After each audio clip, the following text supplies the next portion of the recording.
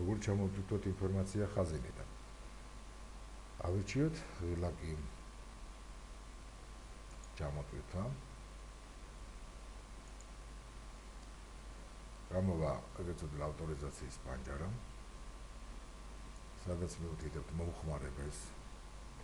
იმ მომხმარებელს, რომელიც აქვს დაშვება ელექტრონულ ხაზინაში და სწორედ იმ პაროლი და DigiPass-ის კოდი, როგორც უკავშირდებით ჩვეულებრივ ელექტრონულ ხაზინას. პაროლი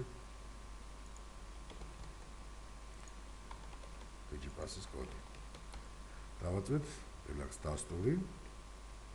სისტემა დაიწყებს ჩამოტვირთვას ხაზინის ელექტრონული სისტემიდან.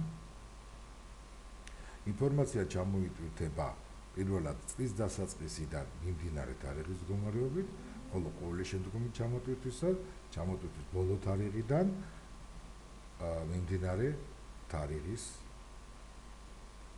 ჩათვლით. ჩამოტვირთვის შემდეგ გამოვა სისტემაში შეტყობინება, რომ ხაზინიდან ჩამოტვირთვა წარმატებით დასრულდა, თუ რა თქმა უნდა ყველაფერი კარგად წარიმართა და ამის შემდეგ ბიუჯეტი ხაზინა და აქ მივიღებთ იმ ღონისძიების ან პროგრამების ჩამონათვალს, რომელიც ჩვენ გვაქვს ხაზინაში.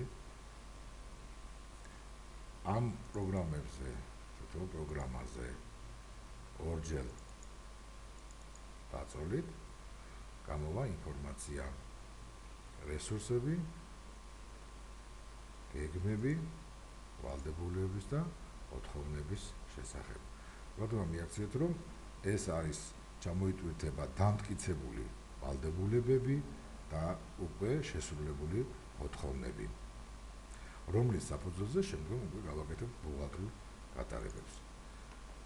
თვითონ ამ პანჯარაში ეს არის საბიუჯეტო სახსრები, ეს არის საკუთარი სახსრები, ამ შემთხვევაში ეს არის სახსრების მაგალითზე და თვითონ ამ პანჯარაში ჩვენ შეგვიძლია ვაწარმოოთ, თქვათ, გავფილტროთ ეს ინფორმაცია აქ მოცემული ველების, აი სადაც ეს ნიშანია მის შესაბამისად, ან მივიღოთ რაიმე ანგარიშგება.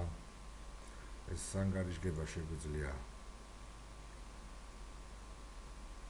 ამოვბეჭდოთ, ან ჩავწეროთ რაიმე შეთვის ასურველ ფორმატში. როგორც Excel-ი, ისე Word-ის, ან თქვათ Acrobat-ის PDF ფორმატში. გარდა მაგისა, აღნიშნული ინფორმაცია გავფეთრებთ შემდეგ, ან თუნდაც გავფეთრებთ, შეგვიძლია გავიტანოთ ექსპორტით Excel-ში. და შემდგომ ის გავამუშავოთ.